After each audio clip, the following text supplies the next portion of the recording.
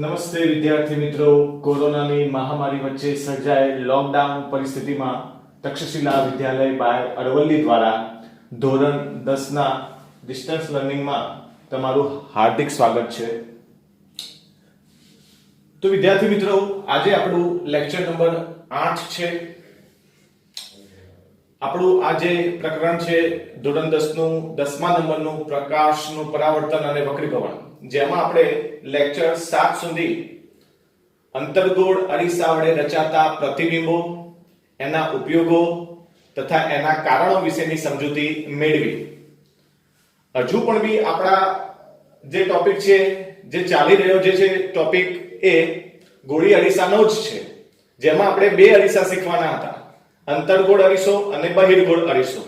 જેમાં આપણે અંતર્ગોળ અરીસા વિશે સંપૂર્ણ માહિતી મેળવી, તેની વ્યાખ્યા સમજ્યા, તેના ભાગો સમજ્યા, તેની કિરણાકૃતિના નિયમો, તેની કિરણાકૃતિ પણ બી દોરી, એના પ્રતિબિંબો મેળવ્યા, તેના ઉપયોગો શીખ્યા, એના ઉપયોગોના અગત્યના કારણો પણ બી મેં તમને શીખવાડ્યા.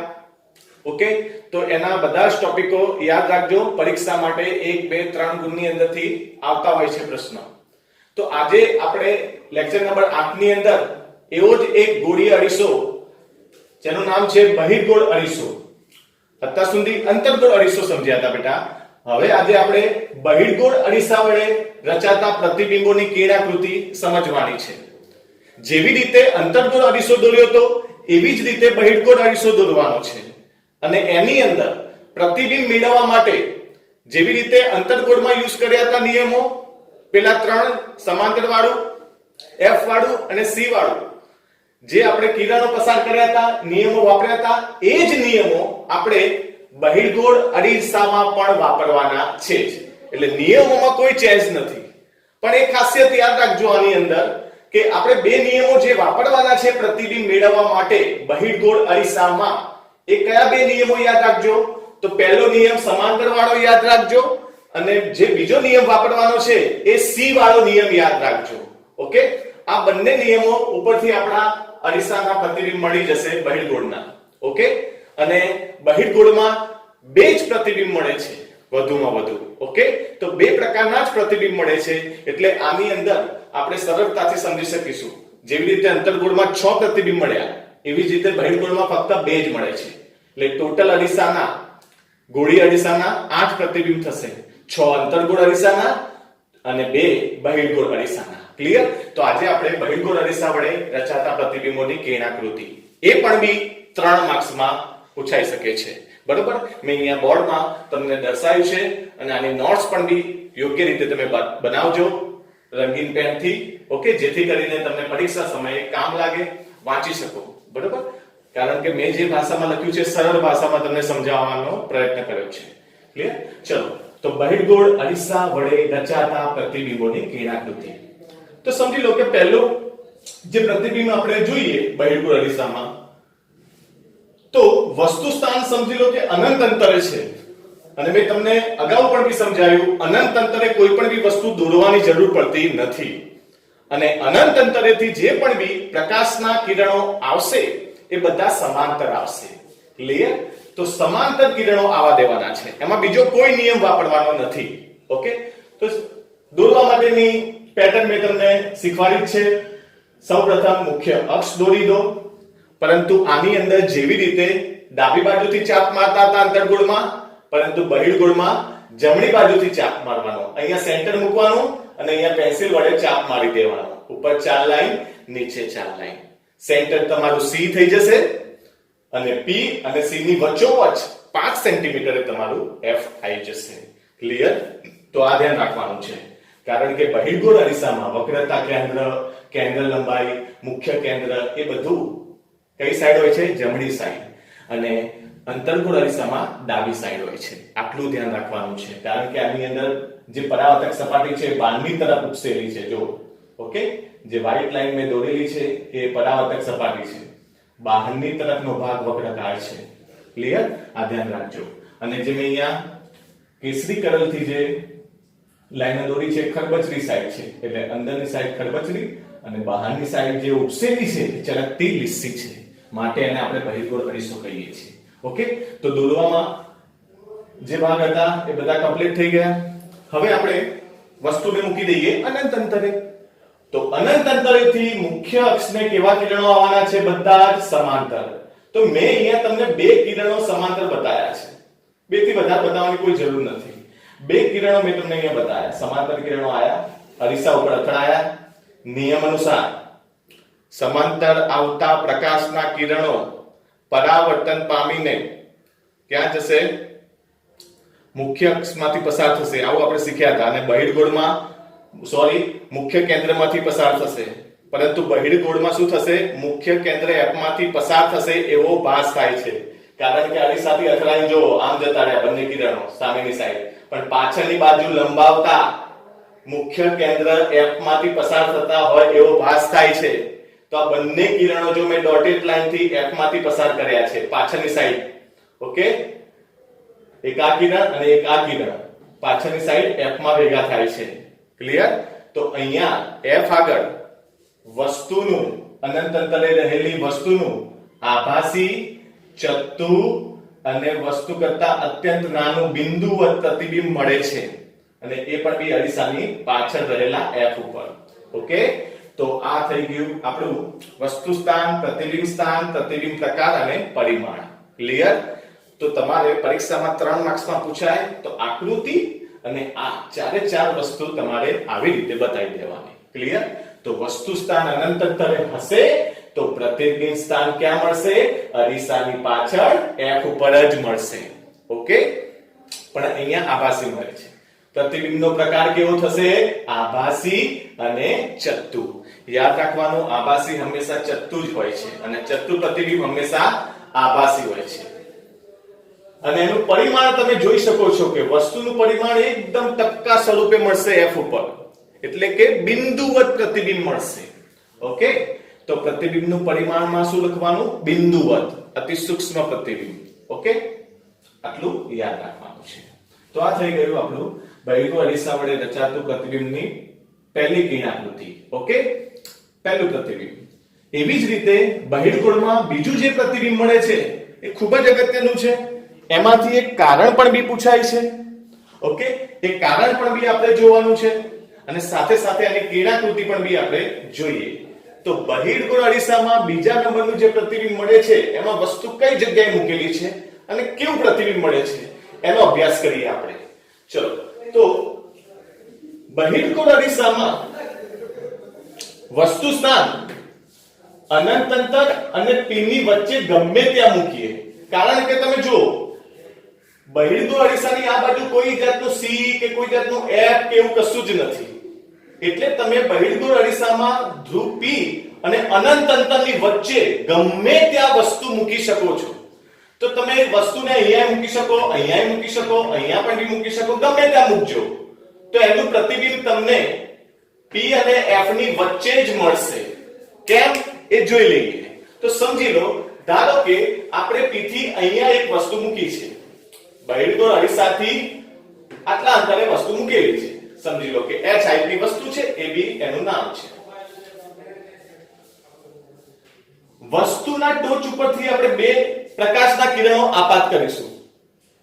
પહેલું પ્રકાશનું કિરણ એક સમાંતર આવવા દો. ચલો, આયુ નિયમ અનુસાર અથડાઈને પાછું જશે, પણ પાછળની બાજુ લંબાવવાથી ક્યાંથી પસાર થશે? નિયમ અનુસાર F માંથી પસાર થશે એવો ભાસ થાય છે. ચલો, પસાર કરી દીધું. અને બીજું જે કિરણ છે એમાં C વાળો નિયમ વાપરવાનો છે. તો C વાળો જે નિયમ છે એ તમે જો C તરફ આવી રહ્યું છે, C તરફ આવી રહ્યું છે, પણ અહીંયાથી અથડાઈને ક્યાં જતું રહેશે? પાછળ. પણ પાછળની બાજુ લંબાવવાથી ડોટેડ લાઈન બતાવી છે મેં C તરફ, એટલે કે C માંથી પસાર થતું હોય એવો ભાસ થશે. તો તમે જોઈ શકો છો કે બેટા બંને ડોટેડ લાઈનો આ બિંદુએ છેદે છે, જે મેં બતાવી છે દર્શક દંડી દ્વારા. ઓકે, તો અહીંયા છેદે છે, બરોબર, અહીંયા એકબીજાને ક્રોસ થાય છે. તો આ બિંદુએ આ વસ્તુનું પ્રતિબિંબ રચાશે અહીંયા. ઓકે, તો આ થઈ ગયું આપણું આભાસી પ્રતિબિંબ A' B' દ્વારા મેં દર્શાવ્યું છે. ઓકે, તો વસ્તુ સ્થાન તમે ગમે ત્યાં મૂકશો, મતલબ કે તમે અહીંયા મૂકેલી વસ્તુ હોય કે અહીંયા મૂકેલી વસ્તુ હોય, એનું પ્રતિબિંબ તમને P અને F ની વચ્ચે ગમે ત્યાં મળે. પણ P અને F ની બહાર કદી જશે નહીં.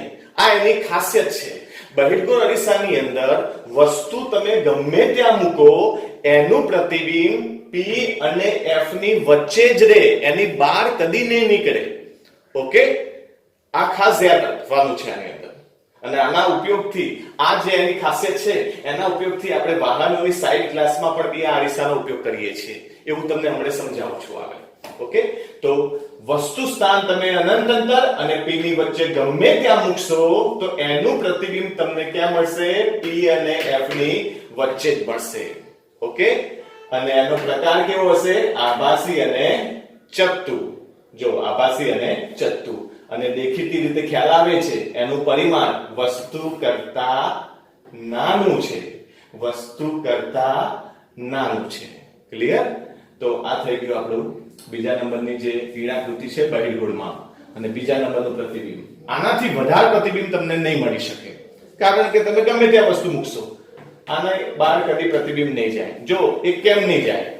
કારણ કે જો તમે અહીંયા વસ્તુ મૂકી તો તમે પહેલું જે પ્રકાશનું કિરણ છે એને સમાંતર જ આપાત કરવાના. સમાંતર આપાત કરવાના એટલે તમારી આ જે ડોટેડ લાઈન છે એ તો ફિક્સ થઈ ગઈ. તમે ગમે ત્યાં વસ્તુ મૂકશો પણ આ ડોટેડ લાઈન તો ફિક્સ થઈ ગઈ. અને બીજું જે પ્રકાશનું કિરણ જે છે એ C તરફ તમે આવવા દેવાના. તો C તરફ તમે આવવા દેવાના તો આટલા ભાગમાંથી જ એક કિરણ પસાર થવાનું કે નહીં? C વાળું કિરણ કેટલા ભાગમાંથી પસાર થવાનું? આટલેથી આટલા ભાગની વચ્ચેથી જ પસાર થવાનું. તો છેદે પણ બી આટલા જ ભાગમાં ને, તો આટલા જ ભાગમાં છેદતું હોવાથી પ્રતિબિંબ આટલા ભાગની અંદર જ તમને મળશે. મતલબ કે P અને F ની વચ્ચે જ તમને પ્રતિબિંબ મળશે, એની બહાર પ્રતિબિંબ જશે નહીં. ક્લિયર? તો વસ્તુ સ્થાન તમે અનંત અંતર અને P ની વચ્ચે મૂકશો તો પ્રતિબિંબ સ્થાન તમને ફરજિયાત P અને F ની વચ્ચે જ મળશે. પ્રતિબિંબનો પ્રકાર આભાસી અને ચત્તુ જ મળશે, અને પરિમાણ વસ્તુ કરતા નાનું જ હશે. ઓકે, આ ખાસ વસ્તુ યાદ રાખવાની છે.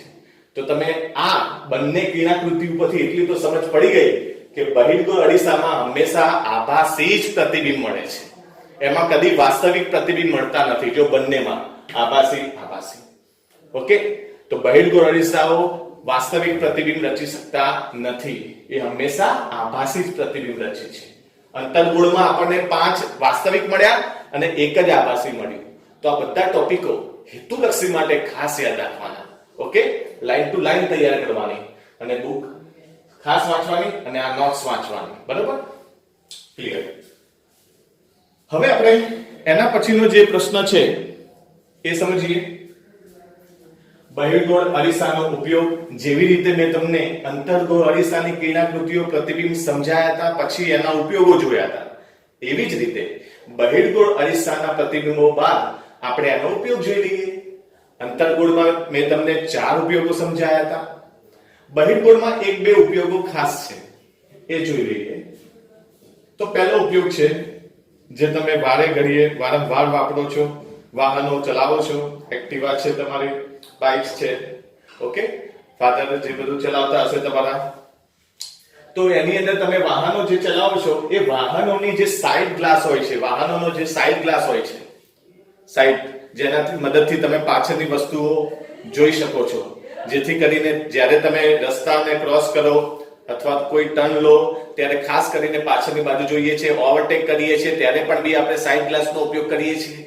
ઓકે, તો એ સાઇડ ગ્લાસમાં જે મિરર હોય છે, જે અરીસો હોય છે, એ બહિર્ગોળ હોય છે. કદાચ તમે એની સરફેસ સપાટી ઉપર હાથ ફેરવજો તો સહેજ ઉપસેલો હશે, એની સપાટી સહેજ ઉપસેલી હશે, બહારની સાઈડ આવી રીતે ઉપસેલી હશે, આ ટાઈપનું હશે. ઓકે, તો એ જે વાહનોનો સાઇડ ગ્લાસ છે એમાં બહિર્ગોળ અરીસો વપરાય છે. કેમ વપરાય છે એનું કારણ હું તમને સમજાવું છું. બરાબર? ત્યારબાદ બીજો એક ઉપયોગ છે જે કદાચ તમે મોટા વેપારીની દુકાને અથવા મોટી કોઈ મોલ હોય એની અંદર જે કાઉન્ટર ઉપર બેઠેલી વ્યક્તિ છે એ દરવાજા આગળ એક સરસ રીતે બહિર્ગોળ અરીસો લગાવેલો હશે. સમજી લો કે આ એક દુકાન છે. ઓકે, ગ્રાહકો અંદર વસ્તુઓ લેવા આવતા હોય, નાનો મોલ હોય એમાં. અહીંયા એક વ્યક્તિ બેઠેલો છે, એ ઉપરની સાઈડ છત ઉપર એક મોટો બહિર્ગોળ અરીસો લગાવેલો હોય છે. એ શું કરે, ગ્રાહકોની જે હિલચાલ હોય એ બધું જ આ બધાનું જ પ્રતિબિંબ ક્યાં રચાવાનું છે? અહીંયા રચાવાનું છે, કારણ કે બહિર્ગોળ અરીસો એ શું કરે છે? વસ્તુનું નાનું ચત્તુ પ્રતિબિંબ બતાવે છે. એટલે ગમે તેટલી મોટી વસ્તુ હોય તો એનું પ્રતિબિંબ નાના સ્વરૂપે આવી જશે. તો આ બધા જ વ્યક્તિઓ આ અરીસામાં દેખાય છે, બહિર્ગોળ અરીસામાં. એટલે આ જે બેઠેલી વ્યક્તિ છે બધા જ ગ્રાહકોને એ અરીસાની મદદથી શાંતિથી જોઈ શકે છે, એની હિલચાલો જોઈ શકે છે. ક્લિયર? એટલે એને ખ્યાલ આવે ખોટું થાય છે કે શું થાય છે. બરાબર બરાબર. તો મોટા વેપારીઓ ગ્રાહકો પર નજર રાખવા માટે પણ બી આ અરીસો વાપરે છે. ઓકે, ચલો હવે અગત્યનું કારણ, જો મેં તમને અહીંયા કારણ જે બતાવ્યું છે બેટા, વાહનોના સાઇડ ગ્લાસ તરીકે બહિર્ગોળ અરીસો વપરાય છે. કારણ આપો. આ કારણ માર્ચની 2020 ની અંદર, મતલબ કે હમણે જે આપણી પરીક્ષા ગઈ બોર્ડની, એની અંદર સેક્શન બી ની અંદર 2 માર્ક્સનો આ જ પ્રશ્ન પૂછાયો હતો બેટા. આ જ પ્રશ્ન, બેઠો પ્રશ્ન છે. એની અંદર એવું હતું કે વાહનોના સાઇડ ગ્લાસની અંદર કયો અરીસો વપરાય છે, કેમ વપરાય છે? તો એ જ કારણ થયું. તો વાહનોના સાઇડ ગ્લાસમાં બહિર્ગોળ અરીસો વપરાય છે, પણ કેમ વપરાય છે એનું કારણ આપણે આપવાનું છે. ઓકે, તો એના કારણના 2 પોઈન્ટ યાદ રાખજો. બરાબર? તો જો સમજી લો, તો વાહનોની સાઇડ ગ્લાસમાં બહિર્ગોળ અરીસો વપરાય છે. 1 માર્ક્સ માટે પણ બી યાદ રાખવાનું. પણ કેમ વપરાય છે એનું કારણ સમજી લઈએ. બરાબર? એનું કારણ જો પહેલું જો રીઝન તમે જોઈ શકો છો કે બહિર્ગોળ અરીસાનું કામ શું છે, તો વસ્તુને અરીસાથી તમે ગમે તે સ્થાને મૂકશો, વસ્તુને અરીસાથી, બહિર્ગોળ અરીસાથી તમે ગમે તે સ્થાને મૂકો તો એનું પ્રતિબિંબ આભાસી, ચત્તુ અને નાનું જ મળશે. એટલે આ એનો પહેલા પોઈન્ટની ખાસિયત છે કે બહિર્ગોળ અરીસાનું કામ એ છે કે વસ્તુનું હંમેશા નાનું, ચત્તુ અને આભાસી પ્રતિબિંબ રચે છે.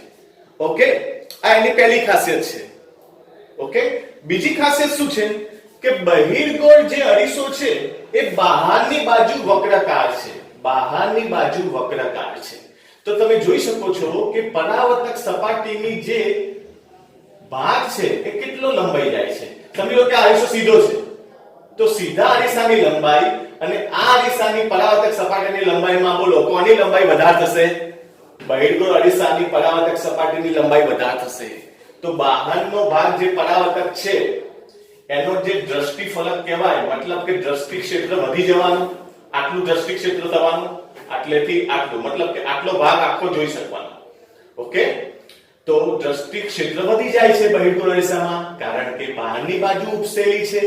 ઓકે, જેથી કરીને મોટો વિસ્તાર એ જોઈ શકે છે. સામેનો મોટો વિસ્તાર એ જોઈ શકે છે.